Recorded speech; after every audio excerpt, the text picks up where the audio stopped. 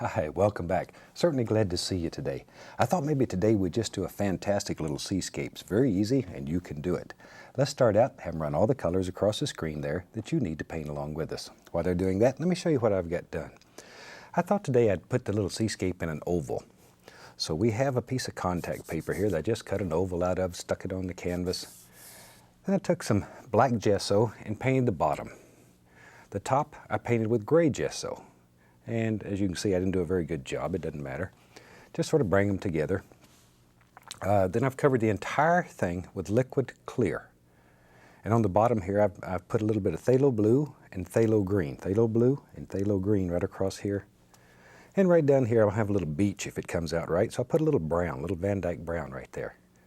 Now, Van Dyke brown is not a transparent color. It's semi-transparent, but it's transparent enough for what we're doing here. So let's have some fun today. I'm going to start out today with a little Indian yellow, just a very small amount. I use the Indian yellow because it's very transparent. So let's go right up in here, and let's just put a little bit of the Indian yellow right up here in the sky. Something about like that. Right over the gray gesso. And we'll come right down to the water. It doesn't matter if a little bit gets on the water. No big deal. No big deal. We don't care. This is just a fun painting, so you ought to enjoy it. About like that. Maybe a little yellow ochre now. Yellow ochre is not quite as transparent. So we'll put it right in here. I thought we'd make a painting that's very bright, very shiny, has a lot of color in it. Something that if you hang it in a room, it'll just brighten a room right up. I like paintings like that. There we go. Okay, all we're doing here is just basically putting a glaze on the canvas. Just a little transparent or semi-transparent color right over the gray gesso. Now then, I'm going to begin working with opaque colors. Now opaque colors, that just means you can't see through them. White is very opaque. So I'm going to take a little of that and go right in here and just begin blending. Just begin blending. Now that's going to pick up the yellow that's on the canvas and blend right together. But it's going to make a nice little shiny spot there, like that's where our light's coming from. It's exactly what I'm looking for. You play with opaque and transparent color, and you can make all kinds of gorgeous effects. There. About like that. I'm going to take the least little touch of the bright red. Whew. I said least several times because bright red is a very strong color. Be careful with it. It'll eat up your whole world. Your whole world, but it is gorgeous. And see, the transparency of it allows that gesso to show through. So any little thing that happened there, it comes right out into your world. It's okay. Works. Works well. I'm just sort of jumping around from place to place here. Put in a few little things. Like that. I'm going to make a little lavender color. I want some lavender. For that, we'll take some phthalo blue and alizarin crimson. Proportionately. Many times more crimson than blue. That blue is strong, crimson is weak. Now you can't tell what color that is. It just looks black. So you take a little white and put it with some and say, do you like that? No, I don't. So I'll change it. I'll put a little more crimson in it because this is our world and we can change it any way we want it. Now, I like that better. It's a little more to the reddish side, and that's what I'm looking for because it sort of goes along with what we have up here. Tell you what I'm going to do. I'm going to take I'll just use a little blender brush. I want a little blue up here. Phthalo blue. Just a very small amount. Very small amount. I'm just going to dance that in right in there. Just a little. There. Add a little white to it, and then it'll sparkle. It'll jump right out at you. But once again, we're working with opaque and transparent color. And you create some gorgeous effects that I don't know how to achieve any other way. There. See? And we have a little touch of blue up there. Be careful that it doesn't hit that yellow and turn bright green, because that'll happen if you're not careful. We just want enough to give it a little bluish hint. Maybe even a little right in there. I don't know. Just a little. Going back to that lavender color we made. Tap a little into the bristles, and maybe in our world, there's a happy little cloud that floats around and has a good time right here. Just a little cloud. There he comes. Just using the top corner of the 2-inch brush. Top corner only. Now the other side has no paint on it. See, I flip the brush over and I can blend out this cloud with the base of it. Just that easy. There. Maybe there's even a little doer right in there. There we go. You can just put him in like that. There. All right. We're going to have all kinds of beautiful little clouds in here. Going back to the little blender brush. This blender brush is so soft, tender. You can go right over all of this without blending it all together. There. See there? Just make a happy little cloud there. Now because of the angle of the camera here, it may not look just right until we go back to a camera that's shooting straight on. Sort of doesn't look quite right there.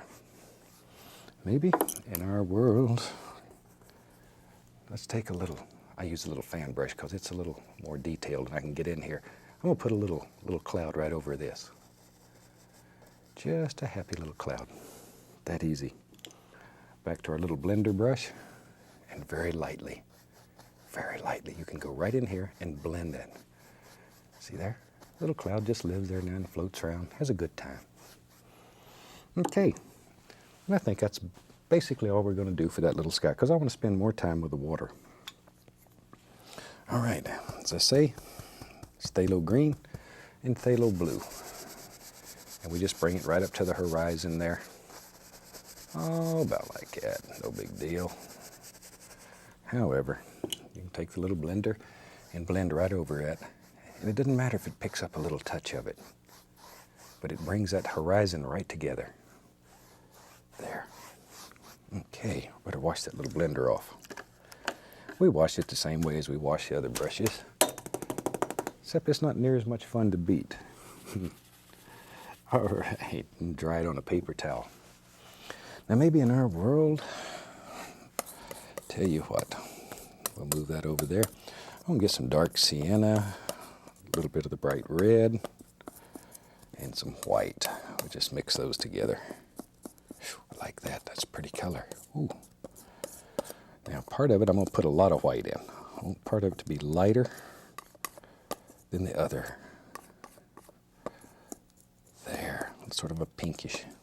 Okay, let me wipe the old knife. And we'll grab us a fan brush here. There's one. Get the old fan brush, load it full of color. All right, let's go up in here. Maybe there's a little headland that comes right out here. Take the fan brush and I'm gonna push upward. And I'm starting right into the lightest area with my lightest color that I made right there. Now I'm going into the darker part of the same color and begin letting that get darker and darker. There, see there? Darker and darker, both directions. Each time a little darker. And then we just sort of work it together, but darker and darker and darker. That's what we're looking for. Dark, dark, dark. Down here at the base, almost a solid Van Dyke brown where it comes to the water. I want that to be very dark. All right. So I say, this is one of the easiest little seascapes that you can do, and it's very effective. Very, very effective. There. This will make a beautiful gift for friends and neighbors, whoever. And what's so nice, we know that paintings will be with us long after we're gone. Maybe for some of us, maybe it's about as close as we can come to immortality. I'm going to the liner brush, put paint thinner on it, and maybe out here in our world, a little darker, so it stands out a little more. Sometimes you have to exaggerate color for television purposes. Maybe there's just a happy little palm tree that lives out here, several of them. Just make the indication of some little palm trees that live. These are too far away now to have much detail. We're just looking for basic little shapes. Basic little shapes. We don't even know where they're at. There. Put some little arms sticking out there on him. There we go. Something like that. See? Just wherever you think they should be. I'm not going to spend a lot of time messing with them. But that'll give you an idea of how to make what looks like a bunch of little palm trees far, far away. There. I live in Florida, so we have a lot of palm trees there. There we go. All right. Oops, didn't get that brush clean. Try again. Now we can get down here into the fun part of this. Let's grab a fan brush. I'm going to go right into a very small amount of the titanium white. We don't need much. Just put some on the bristles. And let's begin figuring out where things are at. Let's have a big old crasher wave in here, and our crasher wave is going to live right about there. It'll come over, troop, troop, and go right on off the canvas somewhere to help this. See, there's where it's going to crash. Does that help? Like that. So that just sort of lays it out so you have an idea of where you're going. Sometimes it's hard to take a trip if you don't know where you're going. And we're taking a little trip. Now here, let me exaggerate. I'm doing this, only not near that big. Okay? I'm exaggerating grossly there. But so that you have little wave motions happening back there, far away. And maybe in our world, maybe there's another little wave lives right here. So you just sort of outline them. It really helps you to see where they live and how you want them to go. Something about like that. But isn't that color gorgeous? That phthalo blue and phthalo green. Whew, I like it. It's a dynamite color. Dynamite. Now over on this side, I want it to get very dark in comparison. All right. I have several fan brushes going here, so I don't have to spend all my time washing them. Now I'm going to grab one and begin pulling that color back. I'm just going back with it. Something like that. See there? And we're more interested in the dark area, believe it or not, than we are the light area. It's the dark area here that's our good friend. See those, how they just begin appearing? And then you come back with a little liner brush and put all the little highlights in there. And that's when it really, really and truly jumps right out at you. All right. Something about like so. Back into my paint, titanium white. And this is the fun part. Let's make the wave crash over. Start up here where you think it lives. Grab it and just give a little pull. A tiny little pull. Load a little more color on the brush. You may have to reload the brush several times so this color stays pretty pure. You're picking up a little of that, but you don't want a whole bunch. You want it to be bright. This is going to be your center of interest right here. Right there, like that. Make those little noises, it helps. Let's grab a little filbert brush. I'm going to take a little white, a little cad yellow, mix them on the filbert. And right here, this is going to be the eye of the wave, or the transparency. Or in technical terms, it's called the pretty part. There. Let me wipe the color off and reload it so it's nice and pure. But even that makes a beautiful color against that phthalo blue and green. Beautiful color. We just sort of let that wander right on down there out of the way. Now we take our little blender brush, very soft, very gentle, and you can come right in here and just sort of use the corner of it and begin blending that. You can blend it till it's absolutely as smooth as silk. There we go. Just wind it up. Look at that. See it come there? Little blender brush makes this so much easier. You can do it with a 2-inch brush though. If you don't have a little blender, you can do it with a 2-inch. Just not quite as smooth. Not quite as smooth. Now then, back to my little filbert. I had a little lavender color, crimson and blue. I want to use that for the shadow color of the foam here. Make these little noises, they really help. Think about the wave just coming up here and turning and crashing. Just having a good time. There. All right. Have it come right on up like that. I'm going to put some rocks there. Just decided I'll put some rocks there, so I'm not too worried about that area. Not too worried about that right now. While we have these old filberts going, can bring this right on around. And we could begin thinking about foam patterns that are just working right on down the side here. These foam patterns are what give shape to your wave. I find that holding the brush like this rather than like a pencil allows you a little more control. But that's an individual thing. You try it and see. You try it and see, because everybody is different. Thank goodness. It's what makes us all wonderful and special. Boy, it'd be boring if we were all the same, I'll tell you that. Let me wash that brush and get it nice and clean. Just wipe it on a paper towel, clean it off. I'm going to take just pure titanium white. I'm using pure white because it's going to mix with all these undercolors, and we're going to get all kinds of things. Let's put a little foam right up here, little splashy doers.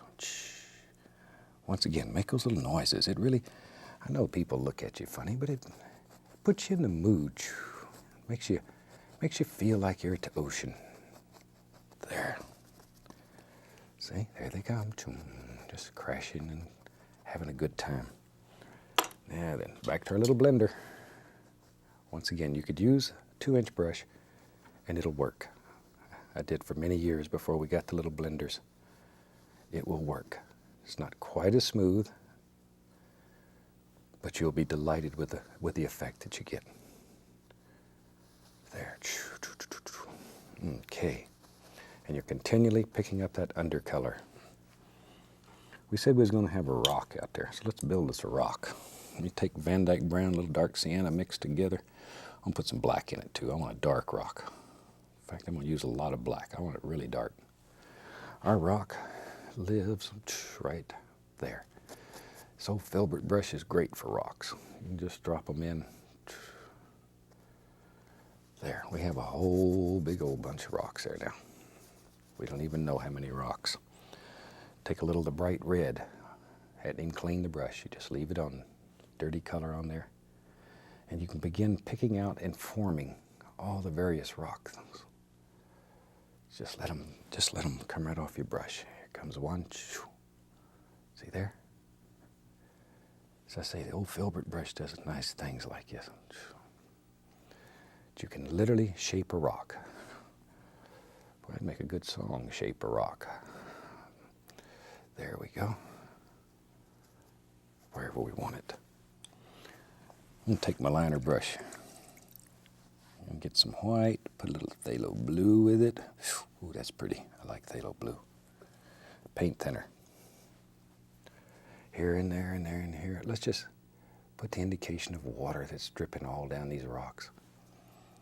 Now, when you have unlimited time at home, play with this. You can literally, oh, it's fun. It is so much fun to do this.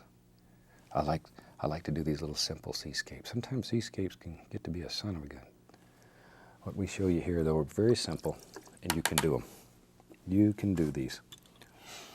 We need a little area up in here that looks like beach. We'll take a little white. We just use a 2-inch brush. Decide basically where your beach is going to be. Let's say it's right here. Pull straight down.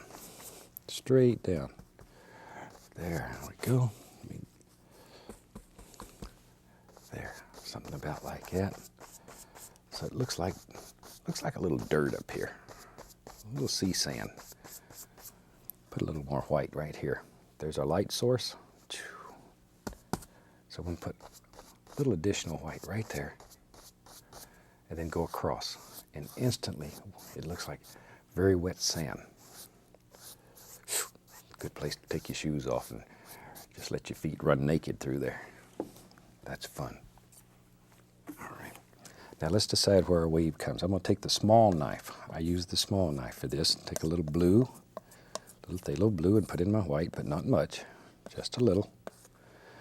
Basically, it comes right about here. See there? I'm pushing very, very hard. You can probably see the knife bending. I guess if you do that over a period of years, you can finally wear the knife out, pushing so hard, but it takes a long time. And we can just go back in here and put in all kinds of little foam patterns. There we are. Something about like that. Okay. Find my little filbert brush. Take a little white, at least a little touch of blue in it. And you can begin working on all these little things, putting in detail. There we are. A little touch more of the blue in it. See there how easy that is? Now, sometimes it's fun to take like phthalo blue and a little phthalo green mixed together, and you can go back in here and punch in holes. I guess that's a good way to call it. Just punch some holes in the surf. Right like that, wherever you think they should live. All right. Let's find our little liner brush here. Oh, there it is. With that, I'll take a little white paint thinner, touch of the phthalo blue. Just a touch, just want to tone it. And let's go in here and begin putting in all kinds of little things. Once again, when you do yours, take your time and put in a ton of these. They're gorgeous. It's what makes your painting work and look good. Maybe there's even a little bit of water right here. See here? Okay.